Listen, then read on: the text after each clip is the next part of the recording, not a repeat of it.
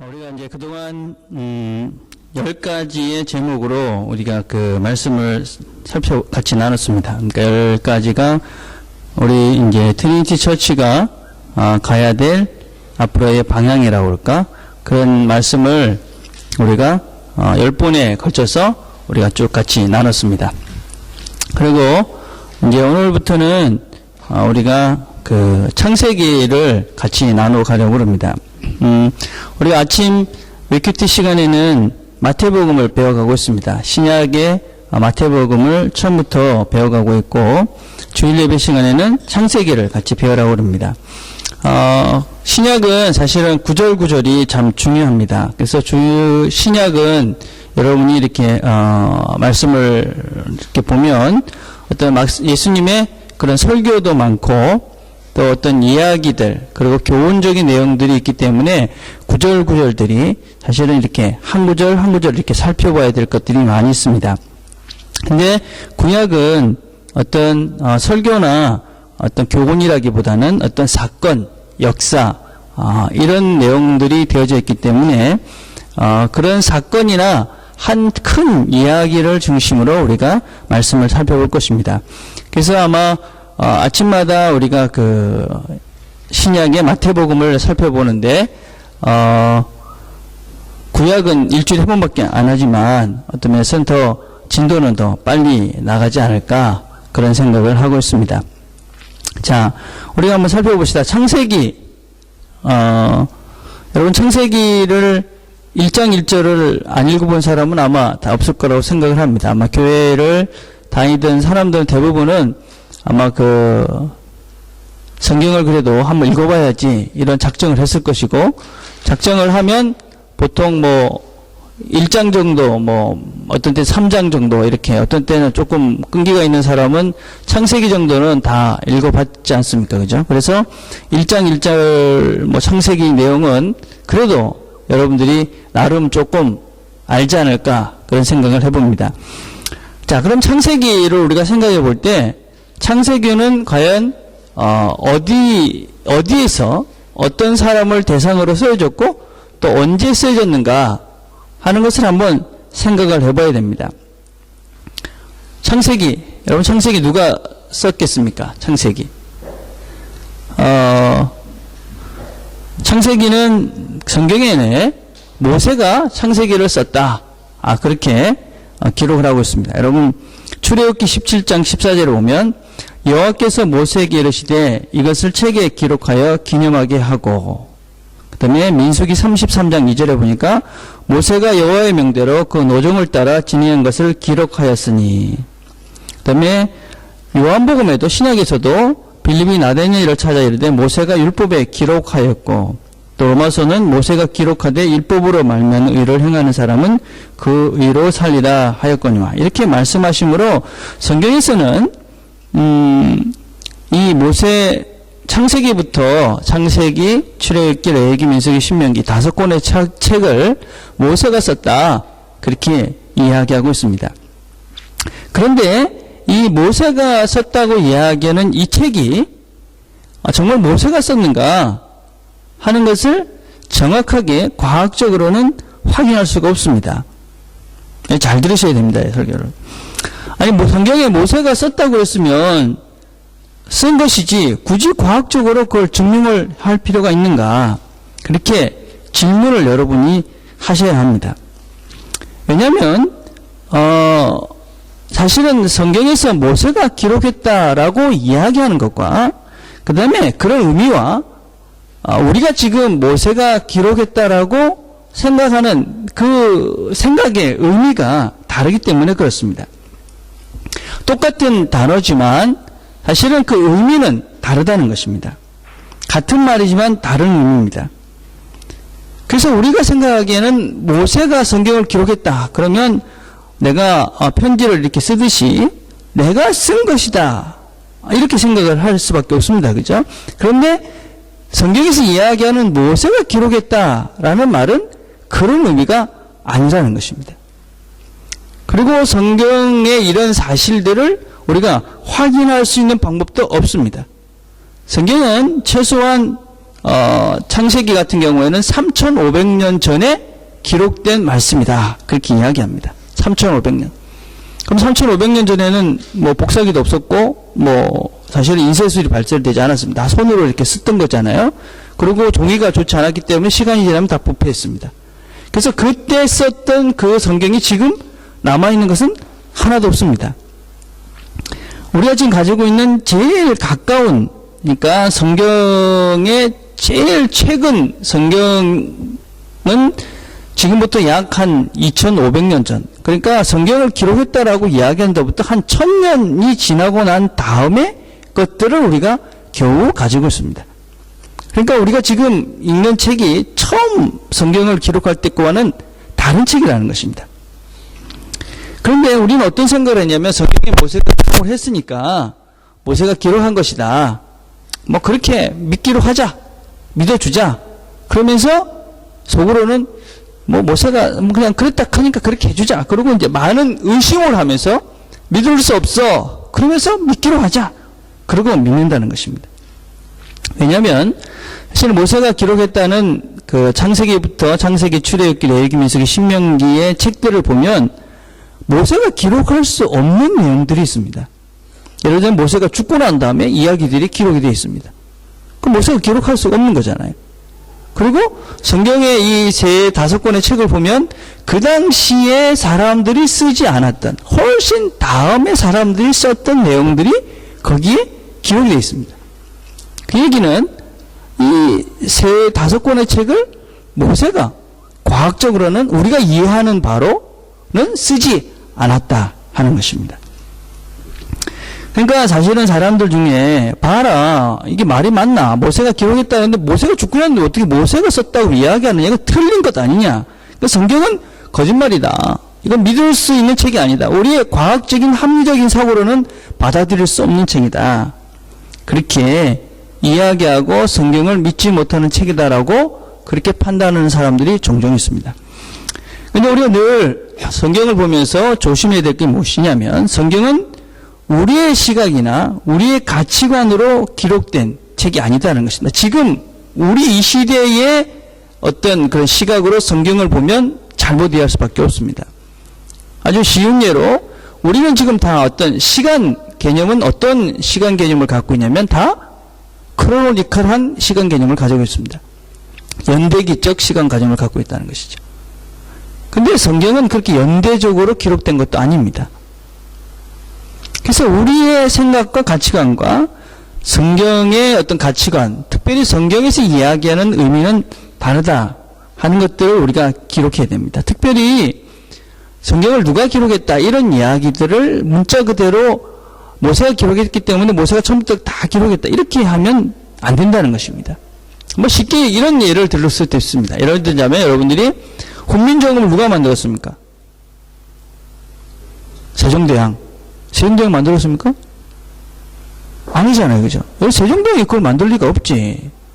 세종대왕이 그걸 어떻게 만들었겠습니까? 뭐 우리 드라마 봤지만은 사실은 뭐 그냥 주도적으로 한 것이 사실 만든 사람들 다 다른 사람이 한 겁니다. 그런데도 훈민정음은 세종대왕이 만든 겁니다. 맞습니까? 틀립니까? 예, 성경은 이렇게 이해를 해야 된다는 것입니다. 성경을 또 이 성경을 과학적으로 자꾸 보려는 사람도 있습니다. 과학적으로 이게 맞나 틀리나? 그렇지만 성경은 또한 과학이 아닙니다. 이런 거 있습니다. 여호수아서 10장 13절에 보면 백성이 그 원수를 정복할 때에 태양이 멈추고 달이 멈춰섰다. 야셀의 책에 해가 중천에 머물러 조물토록 지지 않았다고 한 말이 바로 이것을 두고 한 말이다. 여러분 이 말씀이 맞습니까? 틀립니까? 과학적으로. 틀렸지. 뭐가 틀렸습니까? 태양이 멈춘 게 아니고 지구가 멈췄지. 태양이 어떻게 멈춥니까? 태양은 가만히 있고 지구가 도는 거잖아요. 그죠? 이걸 우리가 지동설이라고 그러잖아요. 그죠? 태양이 도는 걸 천동설이라고 그래요. 그죠? 자, 이걸 보고, 야, 성경은 천동설을 얘기하네. 그러니까 성경은 틀렸다. 이렇게 말하면은, 예, 안 되는 것이죠. 그죠? 근데 더 문제가 되는 것은 무엇이냐면, 성경의 이런 내용을 보고 봐라 성경에 태양이 돈다고 이야기했으니까 태양이 도는 거다 이렇게 주장하는 사람들도 있다. 그래서 아무리 지동설을 얘기해도 무슨 헛되는 소리야. 성경에 봐라. 성경에 뭐라고 그랬느냐. 그 태양이 도는 것이지 지구가 도는 게 아니다. 이렇게 우기는 사람들. 성경은 문자적으로만 자꾸 해석을 하려고 그러니까 바로 태양이 돌았는데 무슨 소리야. 태양이 도는 것이 무슨 소리야. 아무리 과학적인 그런 데이터를 갖다 대도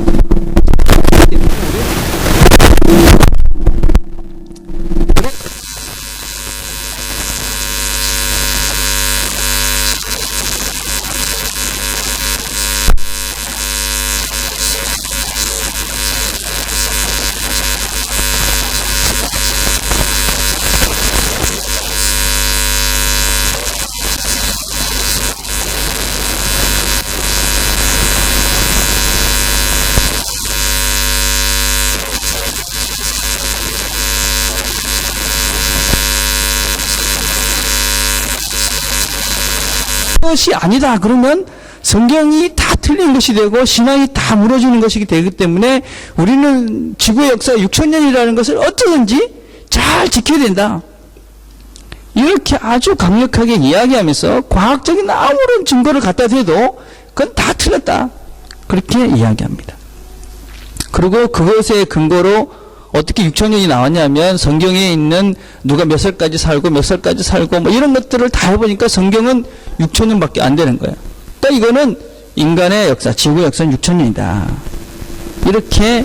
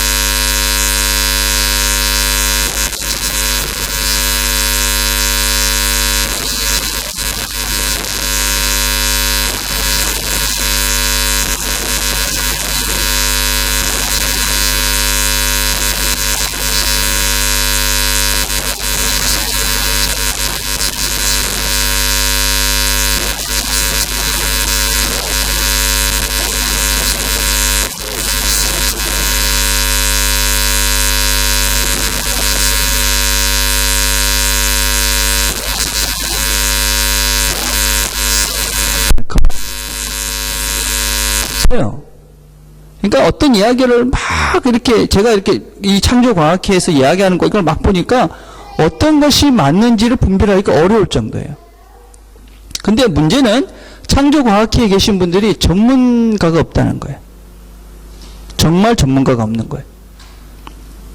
그러니까 제가 이제 특별히 창조과학회에서 그 이야기하는 연대 측정법이라는 것이 있어요. 연대를 측정하는데 그게 탄소 측정법이라고 들어보셨어요, 여러분? 탄소가 이렇게 그 연소되는 그 과정을 가지고 연도를 재는 거예요. 근데 그게 오류가 많다, 막 이런 주장을 해요. 근데 그거에 대해서도 뭐 양성 교수님 그러시더라고요. 그게 틀렸다 그렇게 이야기하면 지금 과학자들이 그거 틀린 거 밝힌 거 그것 때문에 엄청 돈 벌었을 거라고. 절대 그런 일 없다고. 근데 제가 그래가지고 자료를 착 찾아봤어요. 막 찾아보다가 보니까 이 탄소 측정법의 오류라는 논문이 있었어요. 그래가지고 제가 열심히 나름대로 막 읽어봤어요. 그럼 무슨 말인지 잘 모르겠더라고요. 근데 하여튼간에 탄소 이 측정법이 조금 문제가 있다라는 내용이에요. 근데 거기에 맨 끝에 이렇게 코멘트를 해놨어요. 일부 창조과학계 같은 단체에서 방사성 탄소 연대 측정법의 불확실성을 이야기하면서 상당히 많은 자료를 부정하려고 하고 있다. 이들의 주장을 읽고 과학적인 논리적이라고 생각하는 실수를 저지르는 분들이 없길 바란다. 이게 무슨 얘기냐면 이미 지금 창조과학회 같은 데서 말하는 것은 고려의 대상이 될 수 없다. 이 얘기예요. 그만큼 이미 과학적으로 지구의 역사가 6,000년이라는 것은 존재할 말도 안 되는 그런 이야기다라는 것을 인정하는 거예요. 왜 근데 이 성경을 보는 이런 보수주의, 이 성경을 보는 분들이 이런 오해를 하느냐. 무엇보다도 성경을 너무 문자적으로 읽기 때문에 그래요. 문자적으로. 성경은 그냥 워드 투 워드로 읽는 거예요. 여러분 성경은 워드 투 워드로 읽을 수가 없어요. 성경은 계속 재해석될 수밖에 없어요. 똑같은 단어라고 해서 지금도 똑같은 단어가 아니잖아요. 그죠? 그래서 워드 투 워드로 읽으면 안 돼요. 그래서 성경은 신학적으로 읽어야 돼요. 신학적으로. 만약에 우리가 성경을 그냥 문자적으로 받아들인다 그러면 지금 예배 드릴 때 여자들은 다 머리에다 수건 쓰고 예배 드려야 돼요. 성경에 수건 쓰고 예배 드리라고 그랬잖아요. 돼지고기 먹으면 안 돼요. 우리는. 개고기도 먹으면 안 돼. 장어고기도 먹으면 안 되고. 목사님들은 어떻게 되느냐. 목사님들은 다 장발해야 돼. 나시린들은 머리를 깎지 말라 그랬기 때문에 목사님 되신 분들은 다 머리를 하나도 깎지 않고 이렇게 장발하고 다녀야 돼. 아무도 안 그러잖아요. 아무도 안 그러는데 예. 어떤 거는 문자적으로 어떤 거는 자기 마음대로. 성경은 그렇게 보는 책이 아닙니다. 성경은 신학적으로 봐야 돼. 신학적으로. 그러니까 바르게 하나님의 왜 이걸 썼는가에 대한 본질적인 것을 보려고 그래야지 그 자꾸 글자의 뜻을 따지면 안 된다는 거예요. 또 다른 것은 무엇이냐면 많은 성경을 잘못 이해하는 분들이 이 세상의 학문, 특별히 과학과 성경을 오해하는 거예요. 여러분, 과학과 성경은 충돌이 되는 것이 아닙니다, 여러분. 우리가 성경에서 나오는 과학적인, 우리가 생각하는 합리적이지 않다라는 부분이 그것 때문에 신앙의 어떤 면에서 방패가, 어떤 면에서 벽이 생기면 안 돼요. 그러니까 여러분 충돌되는 것이 아닙니다. 여러분 우리가 과학이나 의학이나 이런 모든 학문들도 여전히 하나님 안에 있는 거예요. 하나님의 섭리 안에 있는 거예요. 그렇죠? 그래서 그걸 무시할 수도 없고 그것들을 우리와 상관없는 것도 아니고 우리와 충돌되는 것도 아니에요. 그리고 과학은 상당히 유용한 도구예요. 양성 교수님이나 이런 말씀을 하셨어요. 지금 과학이 말하고 있는 수많은 근거들 그것을 무시한다면 우리가 배우는 수학이나 과학 그리고 지금 달나라를 가고 있는 모든 과학을 부정하는 것이 된다. 다시 그렇게 과학적이지 않다. 그런 말을 했어요. 여러분 지금 과학이라는 것이 그저 계산을 막 해갖고 달나라까지 가잖아요. 그게 과학의 힘이에요. 그 계산이 틀리면 정말 다 터지는 거잖아요. 얼마나 지금 과학이 발달했는지 몰라. 근데 이 과학이 성경과 대치되느냐? 아니에요, 여러분. 과학이 발달하면 발달할수록 뭐 노예 홍수가 사실이었다 이런 사실도 밝혀내기도 하고 뭐 옛날에 이 지역이 정말 산이었다 이런 것도 밝혀내기도 하고 이런 과학이 성경의 이야기들을 증명하는데 많이 사용되고 있어요. 그리고 과학도 하나님께서 우리에게 주신 한 분야인 거예요. 그렇죠? 그것을 통해서 우리가 하나님을 더 제대로 알아갈 수 있어요. 그죠? 풍성하게 한다는 것이죠. 그래서 여러분, 그래서 우리가 성경을 보는 것과 또 세상의 이런 학문을 보는 우리의 관점들을 다르게 볼 때 우리가 성경을 바르게 이해해 갈 수가 있습니다. 자, 그래서 이 성경을 우리가 다시 한번 돌아가서 그러면 창세기가 어떻게 언제 쓰여졌느냐? 모세 시대에 기록한 거예요. 물론 모세가 다 쓰진 않았지만 모세가 주관으로, 그죠? 모세의 주도만에 이 성경은 기록된 책이에요. 그리고 이 성경은 신학적 관점에서 지금 쓰여진 거예요. 그래서 이 성경이 어디에서 쓰여진 것이냐 하면 성경이 이야기한 대로 모세가 쓴 것이고 바로 시내산이라는 곳에서 쓰여졌다는 거예요. 자, 그래서 우리가 다시 이제 성경으로 가보면 이 모세가 창세기, 출애굽기, 레위기, 민수기, 신명기를 쓴 그것이 어디냐?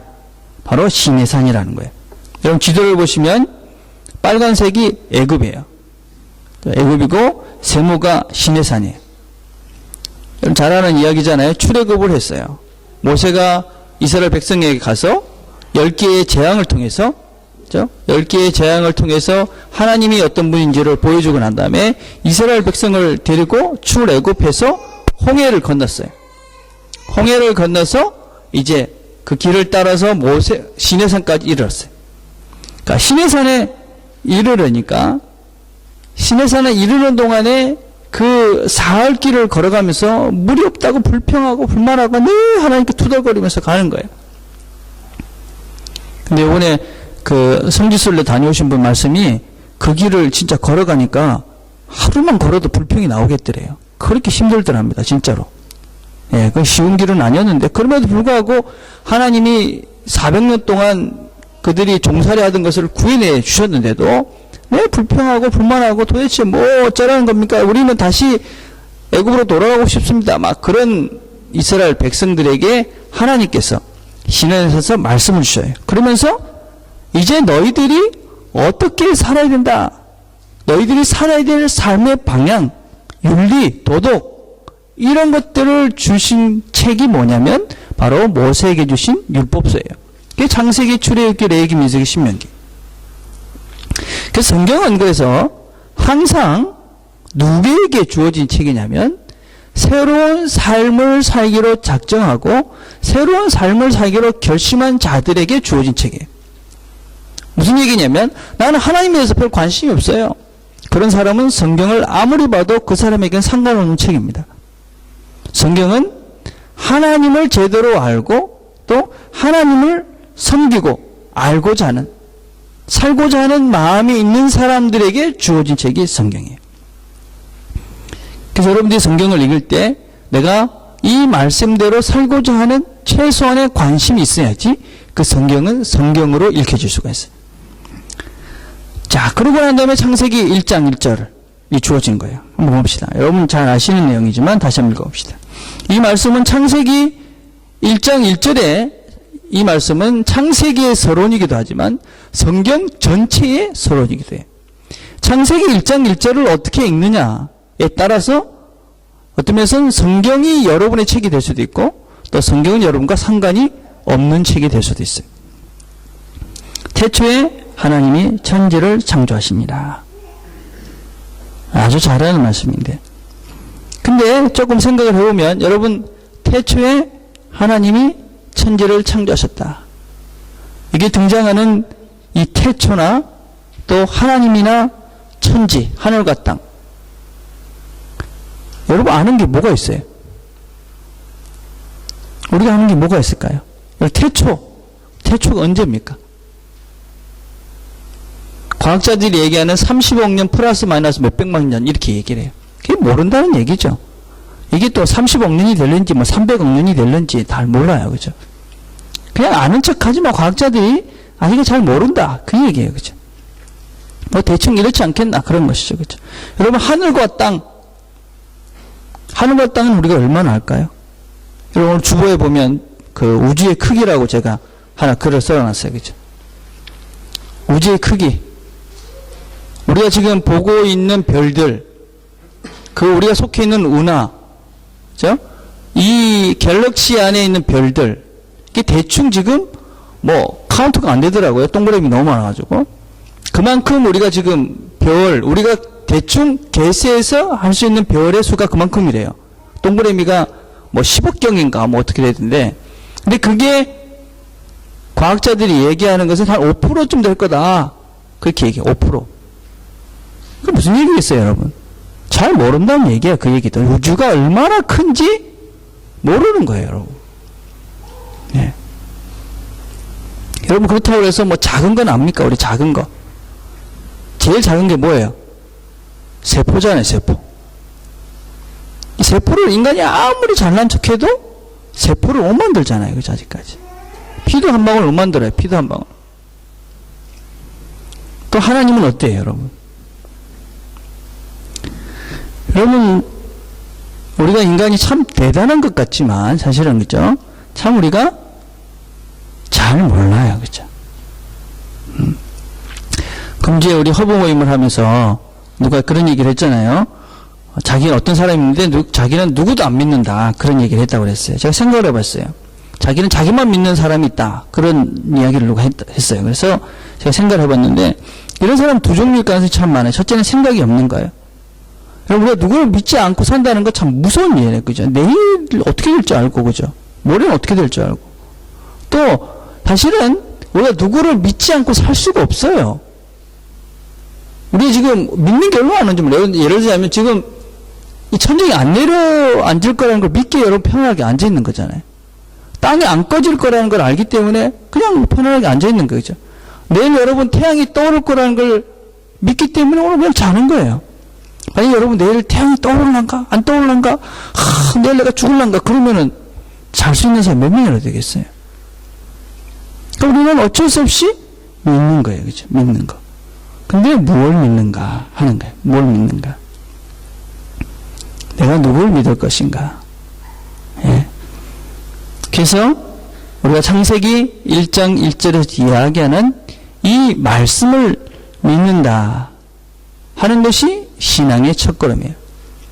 이 말씀은 인간이 얼마나 연약한 존재인가, 유한한 존재인가라는 것과 우리의 인간의 시작과, 그렇죠? 인간이 어떤 존재인가를, 그 다음에 이 인간을 만든 하나님이 어떠한 분인가를 우리에게 선언하고 있는 말씀이에요.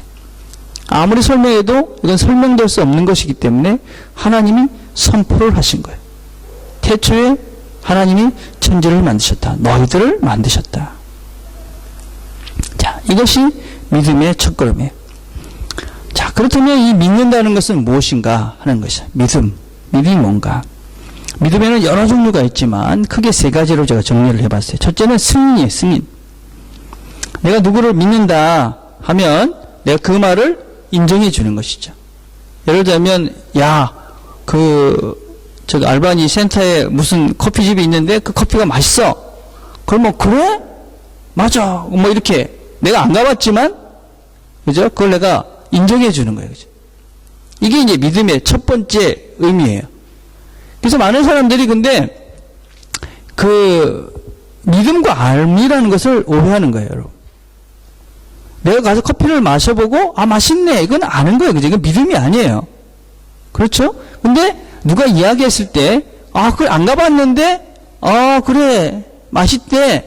그래 맛있는가 보네. 이게 믿음인 거죠. 하나님 나라는 믿음으로 가는 거예요. 내가 확인해 볼 수가 없어요, 여러분. 그래서 여러분 그런 오해들을 하시면 안 되는 거예요. 누가 천국 가서 보고 왔다. 그 사람은 믿음이 있는 게 아니에요, 여러분. 그거는 하나님은 그런 믿음을 주시지 않아요. 예. 그래서 여러분 오해하지 마셔야 돼요. 믿음이라는 것은 우리가 보지 못하는 것을 믿는 거예요. 볼 수 없는 것을 믿는 거예요. 그래서 우리가 성경이 말하는 그죠? 그 미닝을 우리가 믿는 거예요. 그 다음에 좋은 신앙의 선배들이 말하는 것을 믿는 거예요. 또 목사님들의 설교를 믿는 거예요. 보지 못하지만 우리가 확인할 수 없지만 그 말씀을 믿는 것이고 그 삶을 믿는 거예요. 그렇게 보지 못하지만 믿는 것. 이게 믿음의 첫 번째 요소예요. 그런데 문제는 무엇이냐면 우리가 이런 믿음에 있어서 조심해야 될 것이 두 개 있어요. 첫째는 억지로 믿게 하는 세뇌예요. 세뇌. 안 그런 것을 그렇다. 그렇게 자꾸만 내새겨가지고 그렇다고 그냥 자기가 세뇌당한 거예요. 예를 들면 북한 같은 경우죠. 그죠? 북한이 어떻게 얘기합니까? 세상에서 제일 잘 사는 나라다. 너네들은 제일 행복한 천국에 살고 있다. 막 그렇게 이야기를 하니까, 아, 그렇다. 그렇게 이제, 이게 뭡니까? 이성이 마비가 되고 중독이 된 거예요. 생각 없이 믿으라. 그래서 그냥 믿음 대신 뭐 자꾸 질문하고 막 그래. 여러분, 이건 믿음이 아닙니다, 여러분. 우리가 많은 사람들이 우리의 신앙을 세뇌당하는 것하고 비슷하다고 생각하는데 그렇지 않아요, 여러분.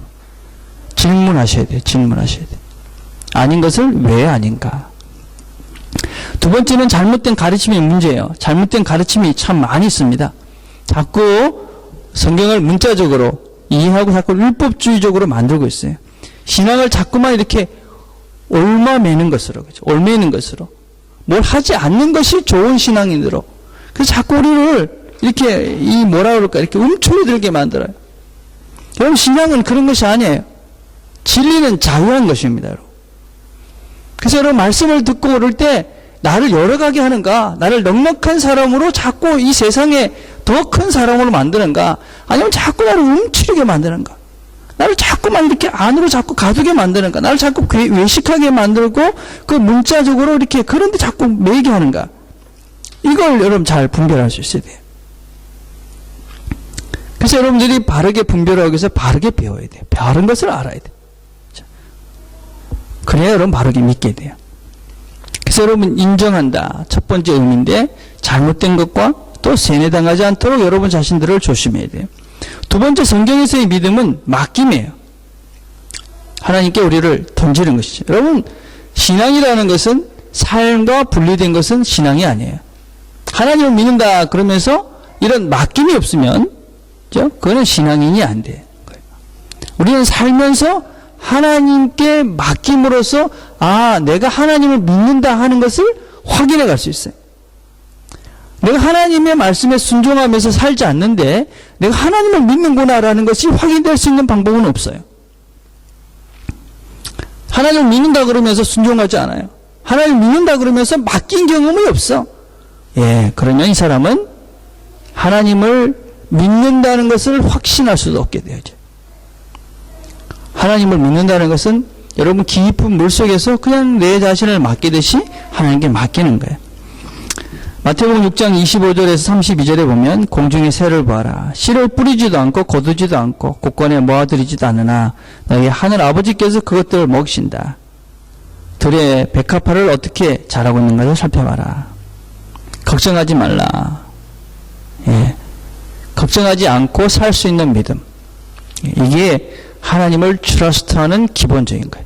하나님이 하신다 하는 거예요. 그래서 하나님께 맡김의 믿음이 없이는 우리가 삶 가운데서 하나님을 믿는다는 확신을 가질 수가 없어요. 자, 또 하나는 믿음이라는 것은 나의 가치관으로서의 믿음이에요. 이 좀 어려운 말이긴 하지만 내가 바라보는 바, 내가 바라보는 바로서의 믿음. 이걸로 VCO라고 그러는데 이게 내가 무엇을 바라봄으로 인해서 얻게 되는 확신을 이야기해요. 믿음이라는 것은 결국 무엇을 바라보는 것입니다. 무엇을 바라보는가? 내가 하나님을 바라보는 것이고 그 하나님을 바라본다는 것은 창조자이시면서 나의 아버지가 되시는 그분을 인정하고 내가 그분을 신뢰하는 것을 말해요. 여러분, 그걸 우리가 바라보게 되어지면 우리가 이 세상을 살면서 하나님이 우리에게 주신 그 세상을 사는 거예요. 그리고 이 세상이 하나님이 우리를 살리기 위해서 우리를 위해서 주신 세상이라는 것을 알기 때문에 그것을 위해서 이 세상이 움직여진다는 것을 알기 때문에 내 삶의 방향이 달라져요. 이렇게 되어지면 우리가 믿음의 눈으로 세상을 보게 되어지면 이 눈으로 하나님을 바라보고 그 하나님을 믿으며 살게 되어지면 우리가 넉넉해지고 자유로워지고 편안해질 수 있어요. 정직해질 수 있어요. 용기를 가질 수가 있어요. 이걸 다른 표현으로 하면 하나님에 대한 깨달음이라고 이야기를 해요. 하나님에 대한 깨달음. 네. 그래서 하나님을 바라보는 믿음, 깨달음, 새로운 세계의 열림을 이야기해요. 그래서 우리가 믿음이라는 것은 삶 가운데 있는 실체가 되는 거예요. 자, 이 정리를 해봅시다. 이제 이재철 목사님이 쓴 책 중에 성숙자반이라는 책이 있어요. 거기 보면 이 믿음이라는 것에 대해서 아주 여러 가지 정리를 해놨는데 그 중에 하나가 뭐냐면 다루어집니다. 하나님께 다루어지는 삶을 사는 것이다. 그렇게 정의를 하고 있어요. 우리가 종종 오해하는 것 중에 하나가 무엇이냐? 믿음을 하나님을 다루는 기술이라고 오해를 하는 거예요. 내가 하나님을 어떻게 잘 이렇게 해가지고 내가 원하는 것을 할까? 이게 믿음이라고 많은 사람들이 오해를 해요. 그래서 뭐 하나님께 막 기도하고 이래가지고 내가 원하는 것을 이루면 이 사람 믿음이 좋은 거예요. 근데 그런 게 아닌 것이죠. 저희들이 신앙생활을 하면서 잘못 배운 거 여러 가지 있는데 그 중에 하나가 뭐냐면 저도 그렇게 가르쳤기 때문에 참 잘못된 것이라 생각하는데 대표적인 것이 배우자를 위한 기도였어요. 우리가 배우자를 위해서 기도할 때 어떻게 기도하라고 배웠냐? 아주 구체적으로 기도하라. 그렇게 배웠어요. 그래가지고 어떤 강사는 와가지고 자기 집에다가 청바지 사이즈를 딱 정해가지고 그 청바지를 걸어놓고 기도했다. 그런 사람이 있었어요. 근데 간증이 더 재밌는 거는 나중에 입혀보니까 딱 맞았다. 뭐 이런 간증까지 있던 적이 있어요. 처음에 우리가 야 진짜 대단하다. 나도 청바지 놓고 기도해야 되겠네. 뭐 이런 생각 참 많이 하셨어요. 근데 나중에 생각해보니까 이게 참 위험한 기도였구나. 여러분 그렇게 되면 나의 시각이 한정되는 것이죠. 그 사이즈가 아니면 안 되는 거예요. 그죠? 예. 아주 나의 시각을 좁게 만드는 거죠. 뭐 자녀를 위한 기도나 남편을 위한 기도나 배우자를 위한 기도나 나의 삶에 대한 기도가 마찬가지예요. 그죠? 자꾸만 보이는 것의 기준에서 내가 자꾸 기도를 하면서 하나님을 컨트롤해서 내가 원하는 그것을 얻는 것을 믿음이라고 오해를 하면 우리가 정말 하나님의 의도를 내가 찾지 못하게 돼요. 우리가 자꾸 누구에게 컨트롤을 당하려고 해야 되냐면 하나님께 내가 컨트롤을 당하려고 애를 써야 되는 거예요. 내가 한동안 하나님을 컨트롤해서 내 뜻대로 하려는 것이 아니라 하나님이 나를 컨트롤하도록. 그죠? 그래서 내가 하나님이 원하시는 것을 찾아가는 것이 신앙인인 거예요. 여러분 생각을 해보십시오. 하나님과 나하고 어떻게 비교가 되겠습니까? 그죠? 그래서 우리는 끊임없이 하나님의 손에 컨트롤 당해가지고 내 생각과 내 시각과 내 어떤 판단의 기준들을 하나님의 시각으로 바꿔가는 것.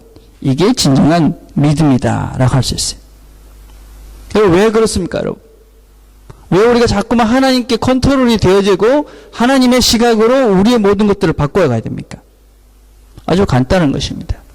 하나님이 세상을 만드셨고 그 만드신 세상 가운데 나도 만드신 것이고 또 그분이 나를 사랑하셔서 자기의 독생자 예수님을 이 땅에 보내주셔서 십자가에 못 박히시기까지 우리를 사랑하신 분이기 때문에 결코 우리를 헛된 길로 잘못된 길로 인도하지 않을 것이다.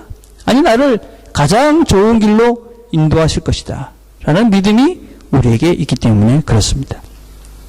그 하나님이 우리의 아버지시고 그분이 창조자이십니다. 그분이 세상을 만드셨습니다. 그래서 우리가 이 땅에서 그분이 만들어 온 세상에서 우리가 사는 것입니다. 그게 우리가 이 하나님 믿고 살 수 있는 그런 즐거움이고 풍성함을 누릴 수 있는 지름길인 것입니다. 이 믿음을 가지고 오늘도 우리 모두가 승리할 수 있게 되기를 바라겠습니다. 기도하겠습니다.